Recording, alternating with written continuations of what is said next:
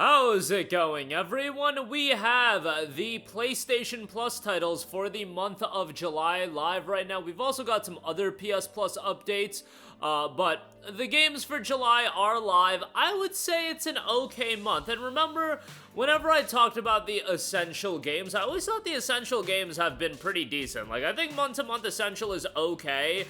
It's just, the fact is, essential is something that I don't think anybody should even be needing to subscribe to, because I feel like online play should be free. But to be fair, again, I think month-to-month the essential offerings have been fairly decent. So let's go over them. You've got Diablo 4 as the headliner for the month of July. Look, I know a lot of people are down on Diablo 4, but as a PlayStation Plus title, I think it's a fun little time that... Fun little might be a little bit of a, selling the game a little bit short, but you get the idea. It's a fun game to go through. Now, bear in mind, Diablo 4 does have a major expansion. It does have microtransactions galore, so... the idea is, I'm sure, get your foot in the door with Diablo 4, sell you the expansion, get you into the live servicey aspects of the game, get some money out of you for some of those cosmetics, and, they'll be making their money that way. But still, as far as the core game itself goes, is it perfect? No, and I'm not the person to really break down the ins and outs of a Diablo game, but did I find it to be, a somewhat fun action RPG? Yeah, I did. But again, I'm not the person to break down the Diablo games. I'm not a long-time Diablo fan or anything like that. I get that this game has had its fair share of criticisms. I also know that my buddies that are super into Diablo, like, this is a game that they don't go back to every season, but they do seem to enjoy going back to it every now and again, and, trying out some of the seasonal content, etc., etc. But, yeah, that is available as a Plus title. Fighting game fans, you'll want to know King of Fighters 15 is going to be available as a PlayStation Plus essential game as well. Since its debut in 1994, the King of Fighter fighting game series has featured iconic characters and a unique battle system. Now the most epic dream match in KOF history is about to begin. Inheriting the series' traditional 3-on-3 team battle setup, King of Fighter 15 features 39 characters, mixing classic fighters, revived combatants, and new warriors, a new combat system, and rollback netcode, which is fantastic to reduce lag in online matches. There are also a variety of battle options that allow you to choose how you want to play. The PlayStation Plus launch also includes the classic Leona DLC costume, letting you change Leona's costume to her King of Fighter 96 look. So, fighting game fans, that's one to check out. King of Fighters has never been one of the premier fighting games, I feel. I feel like that has been, the Tekkens, the Street Fighters, even throwing Mortal Kombat there. I feel like King of Fighters has been a tier below in terms of notoriety and popularity, not necessarily in terms of quality, but now as a PlayStation Plus title, a lot of you guys will have the opportunity to check it out. Y'all already know me these days with fighting games.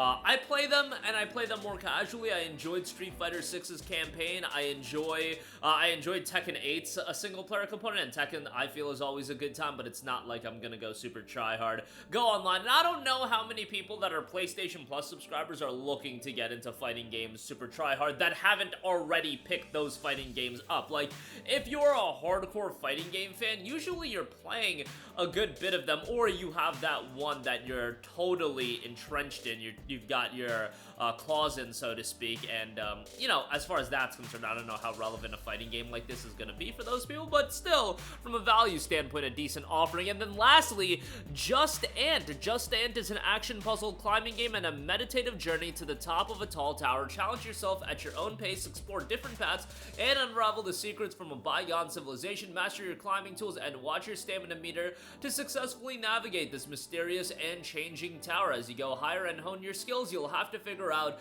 how to best use the tools at your disposal to get to where you want to go. Explore alternative paths to find clues about what happened here. I believe this was a game done by Don't Nod of Life is Strange fame. They did Vampire as well. Let me actually just make sure about that. Yeah, it was done and published by Don't Nod as well. 83 on Metacritic as well.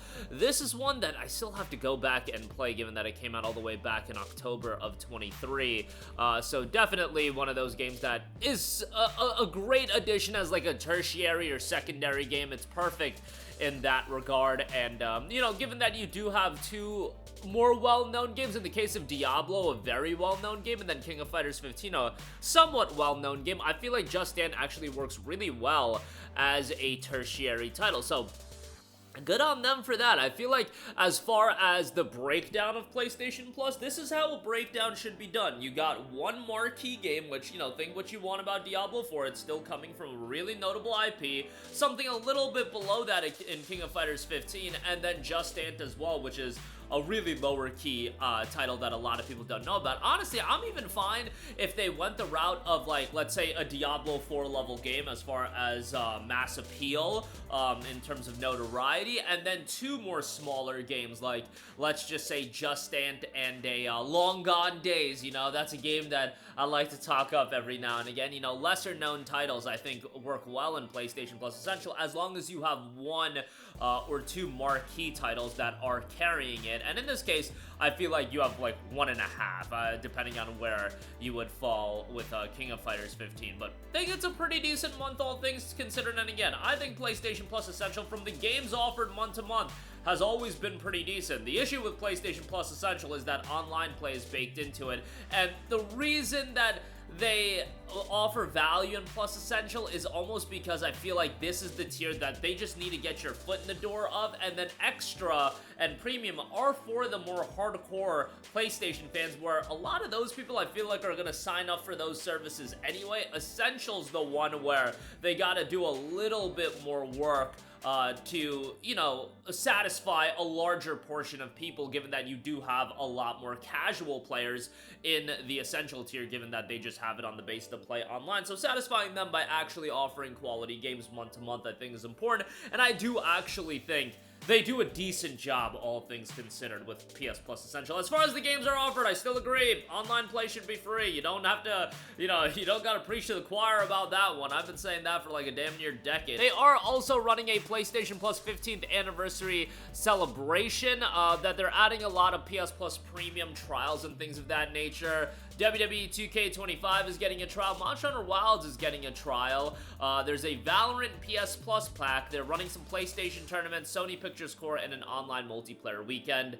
I don't really get the idea of a celebration attached to PlayStation Plus. You know, what are we celebrating here? That the value proposition on Plus Extra and Premium has gone down and the prices have gone up? Like, you're just adding what you're supposed to add month to month. You're adding trials. Whoa, dude, you're adding trials. There's a Valorant PS Plus pack and you're running some tournaments. Like, what is the celebration here? I don't quite comprehend what the celebration here is.